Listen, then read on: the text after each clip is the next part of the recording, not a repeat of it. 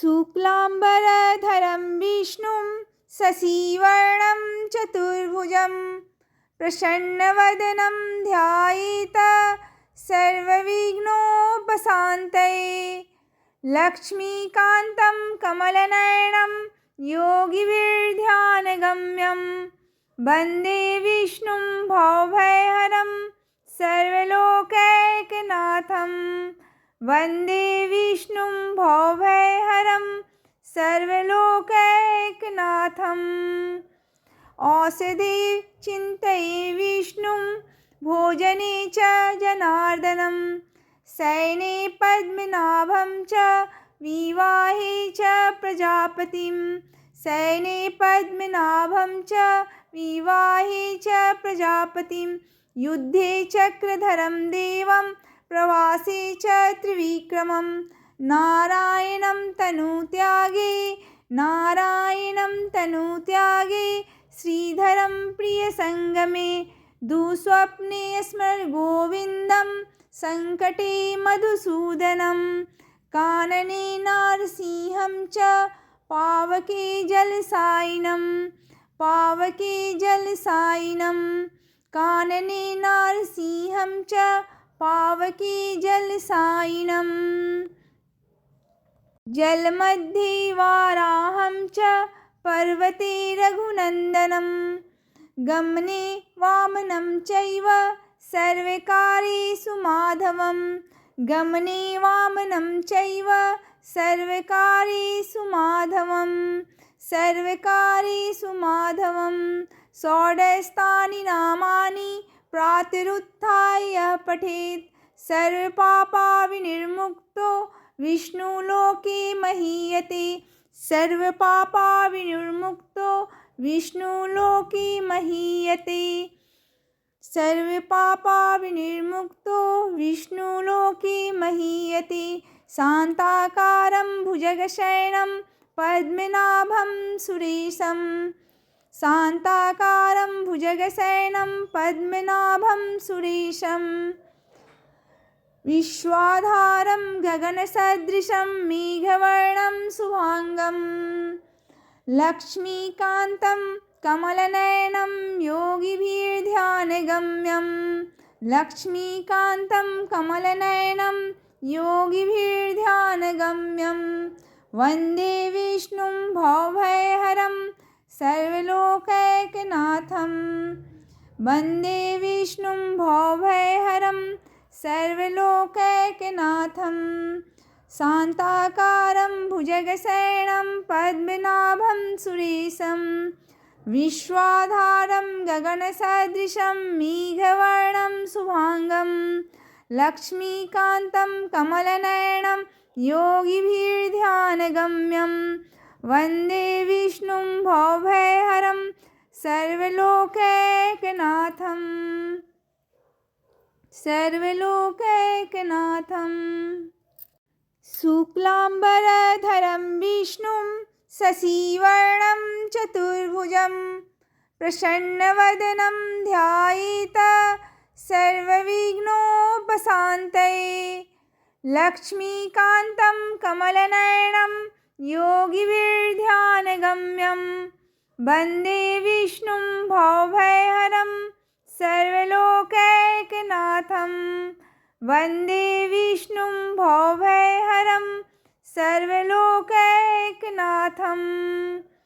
औषधे चिन्तये विष्णुं भोजने च जनार्दनं शयने पद्मनाभं च विवाहे च प्रजापतिं।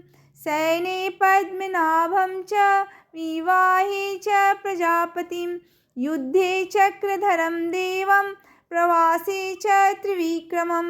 नारायणं तनुत्यागे नारायणं तनुत्यागे श्रीधरं प्रियसङ्गमे दुःस्वप्ने स्मरगोविन्दं सङ्कटे मधुसूदनं। कानने नारसिंहं च पावके जलसायिनं पावके जलसायिनं। कानने नारसिंहं च पावके जलसायिनं। जलमध्ये वाराहं च पर्वते रघुनन्दनं गमने वामनं चैव सर्वकार्येषु माधवं गमने वामनं चैव सर्वकार्येषु माधवं सर्वकार्येषु माधवं षोडशानि नामानि प्रातरुत्थाय पठेत् सर्वपापविनिर्मुक्तो विष्णुलोके महीयते सर्वपापविनिर्मुक्तो विष्णुलोके महीयते सर्वपापविनिर्मुक्तो विष्णुलोके महीयते शान्ताकारं भुजगशयनं पद्मनाभं सुरेशं शान्ताकारं भुजगशयनं पद्मनाभं सुरेशं विश्वाधारं गगनसदृशं मेघवर्णं शुभांगं लक्ष्मीकान्तं कमलनयनं योगिभिर्ध्यानगम्यं लक्ष्मीकान्तं कमलनयनं योगिभिर्ध्यानगम्यं वन्दे विष्णुं भवभयहरं सर्वलोकैकनाथं वन्दे विष्णुं भवभयहरं सर्वलोकैकनाथं शान्ताकारं भुजगशयनं पद्मनाभं सुरेशं विश्वाधारं गगनसदृशं मेघवर्णं शुभांगं लक्ष्मीकान्तं कमलनयनं योगिभिर्ध्यानगम्यं वन्दे विष्णुं भवभयहरं सर्वलोकैकनाथं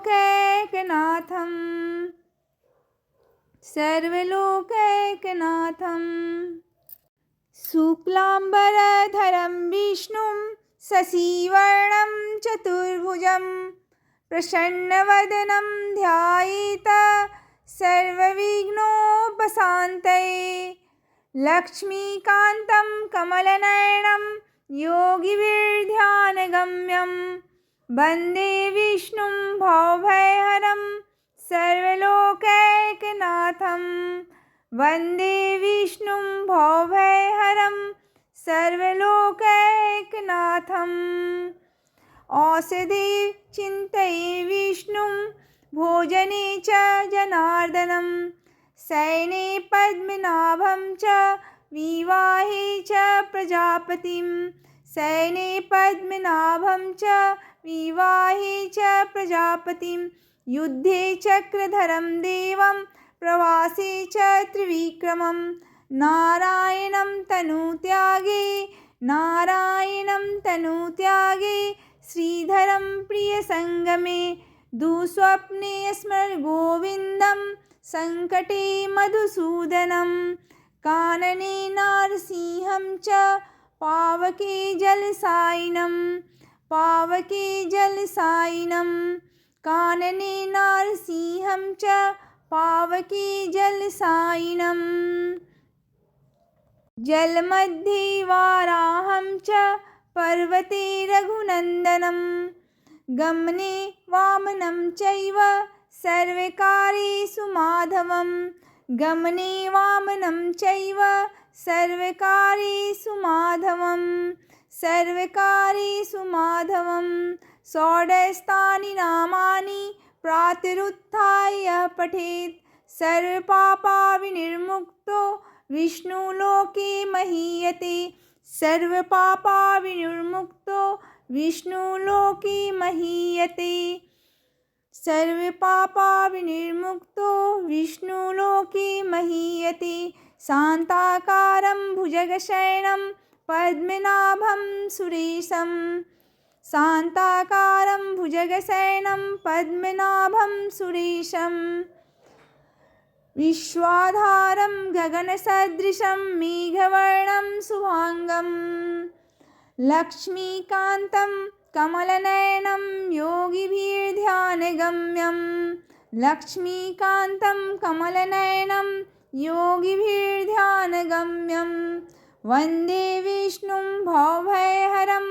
सर्वलोकैकनाथं वन्दे विष्णुं भवभयहरं सर्वलोकैकनाथं शान्ताकारं भुजगशयनं पद्मनाभं सुरेशं विश्वाधारं गगनसदृशं मेघवर्णं शुभांगं लक्ष्मीकान्तं कमलनयनं योगिभिर्ध्यानगम्यं वन्दे विष्णुं भवभयहरं सर्वलोकैकनाथं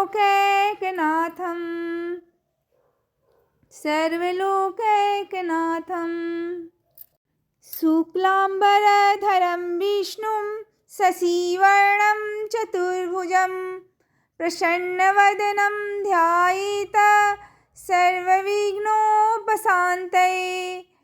लक्ष्मीकान्तं कमलनयनं योगिभिर्ध्यानगम्यं वन्दे विष्णुं भवभयहरं सर्वलोकैकनाथं वन्दे विष्णुं भवभयहरं सर्वलोकैकनाथम्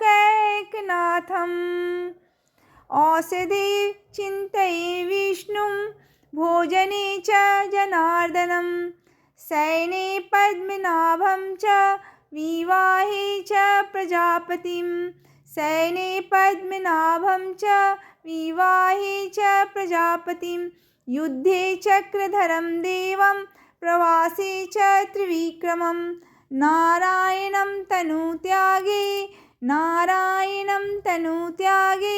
श्रीधरं प्रियसङ्गमे दुःस्वप्ने स्मरगोविन्दं सङ्कटे मधुसूदनं कानने नारसिंहं च पावके जलसायिनं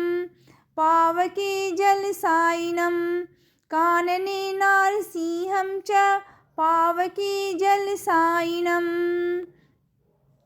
जलमध्ये वाराहं च पर्वते रघुनन्दनं गमने वामनं चैव सर्वकार्येषु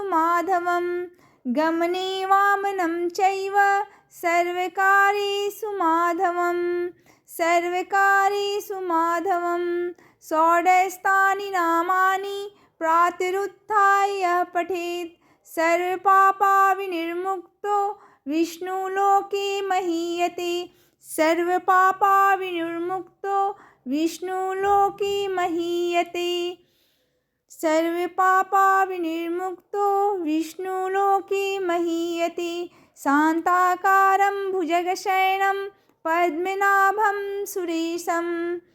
शान्ताकारं भुजगशयनं पद्मनाभं सुरेशं विश्वाधारं गगनसदृशं मेघवर्णं शुभांगं लक्ष्मीकान्तं कमलनयनं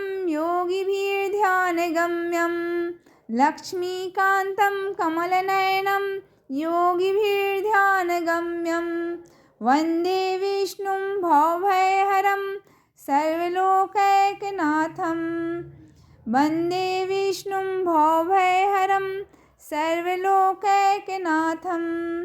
शान्ताकारं भुजगशयनं पद्मनाभं सुरेशं विश्वाधारं गगनसदृशं मेघवर्णं शुभांगं लक्ष्मीकान्तं कमलनयनं योगिभिर्ध्यानगम्यं वन्दे विष्णुं भवभयहरं सर्वलोकैकनाथं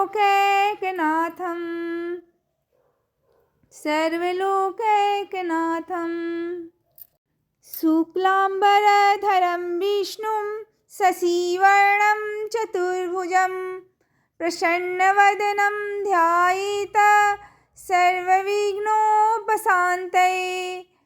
लक्ष्मीकान्तं कमलनयनं योगिभिर्ध्यानगम्यं वन्दे विष्णुं भवभयहरं सर्वलोकैकनाथम्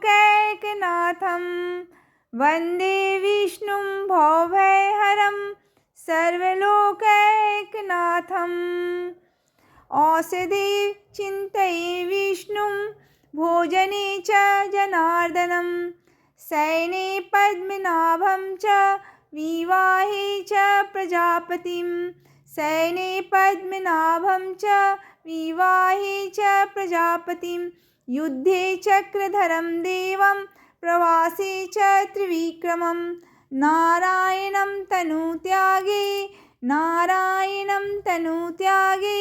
श्रीधरं प्रियसङ्गमे दुःस्वप्ने स्मरगोविन्दं सङ्कटे मधुसूदनं कानने नारसिंहं च पावके जलसायिनं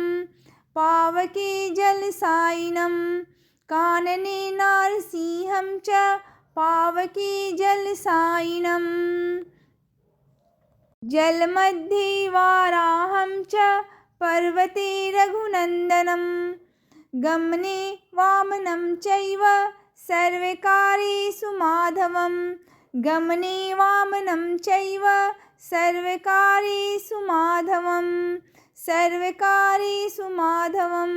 षोडशानि नामानि प्रातरुत्थाय पठेत् सर्वपापविनिर्मुक्तो विष्णुलोके महीयते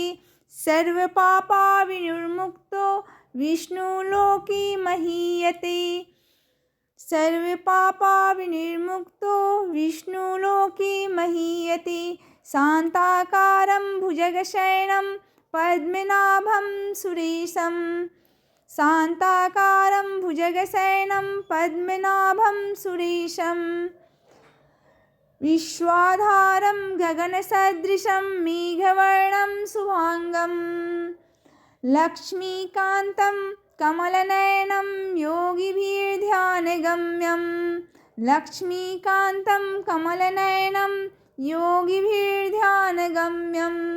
वन्दे विष्णुं भवभयहरं सर्वलोकैकनाथं